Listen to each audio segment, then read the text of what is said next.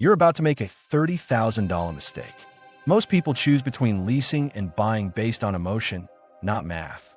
Let me show you the numbers they don't want you to see. I'm going to break down the real cost comparison using actual data from 2024. We'll calculate depreciation, interest rates, opportunity costs, and hidden fees that dealerships never mention up front. Let's start with a typical scenario. $35,000 vehicle, average credit score, standard terms. We'll compare a 3-year lease versus a 5-year purchase loan. Same car, same dealer, different financial outcomes that might shock you. When you lease, you're only paying for the vehicle's depreciation during your lease term, plus rent charges. The calculation, vehicle price minus residual value, divided by months, plus interest on the total amount. For our $35,000 car, the residual value after 3 years is typically 60% or $21,000. You're financing $14,000 in depreciation. Monthly payment, roughly $400 with decent credit. But here's the catch nobody tells you.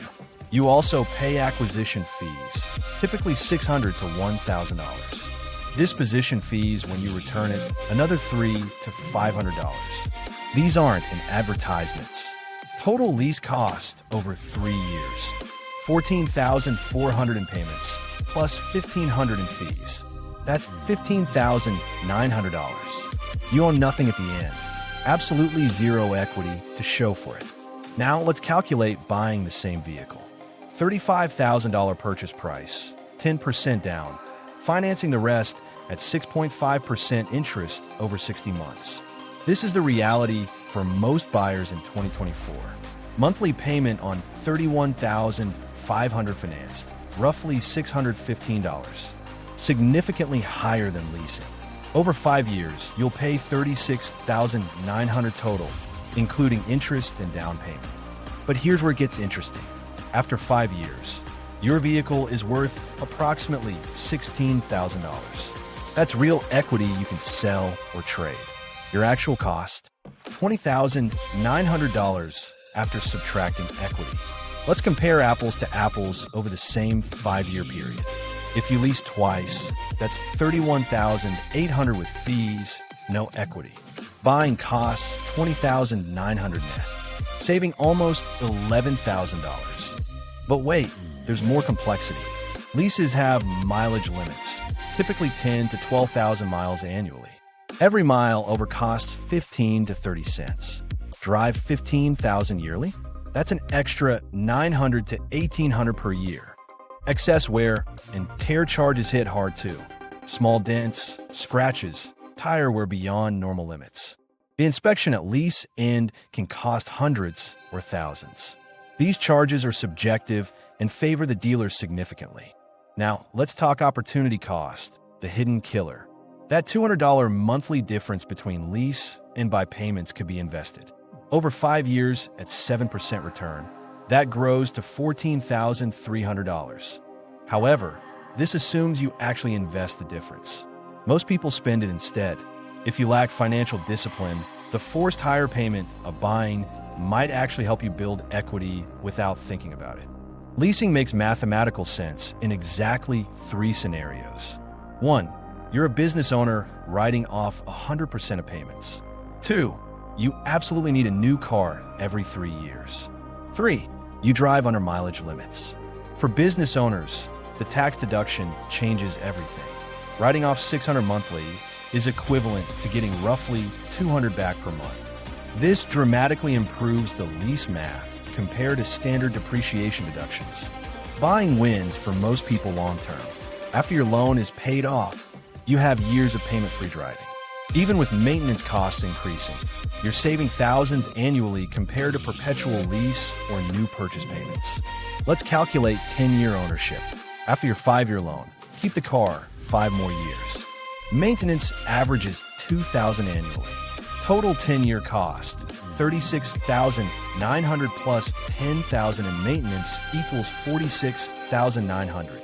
Compare that to leasing 3 times over 10 years. 3 leases at $15,900 each totals $47,700. Plus you own nothing.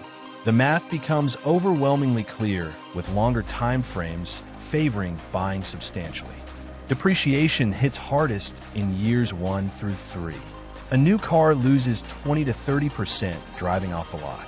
This is exactly why leasing seems appealing initially. You're avoiding that massive depreciation hit. But here's the secret. Buy a 2 or 3-year-old certified pre-owned vehicle. Someone else absorbed the depreciation. You get nearly new condition, warranty coverage, and significantly better value per dollar spent on transportation. A 3-year-old vehicle costs 40 to 50% less than new. Finance $20,000 instead of $35,000. Lower payment, less interest paid, same reliable transportation. This is the optimal financial strategy for most. Insurance costs differ significantly too. Leased vehicles require comprehensive and collision coverage, usually with lower deductibles. Owned vehicles allow flexibility. Once paid off, you can drop expensive coverage if the car's value is low enough. Gap insurance is mandatory for leases, covering the difference between insurance payout and lease balance after total loss. This adds $15 to $30 monthly. Buyers can skip it or get cheaper options elsewhere. Interest rates matter enormously. Lease money factors convert to APR differently. A 0.0025 money factor equals 6% APR. Always convert and compare.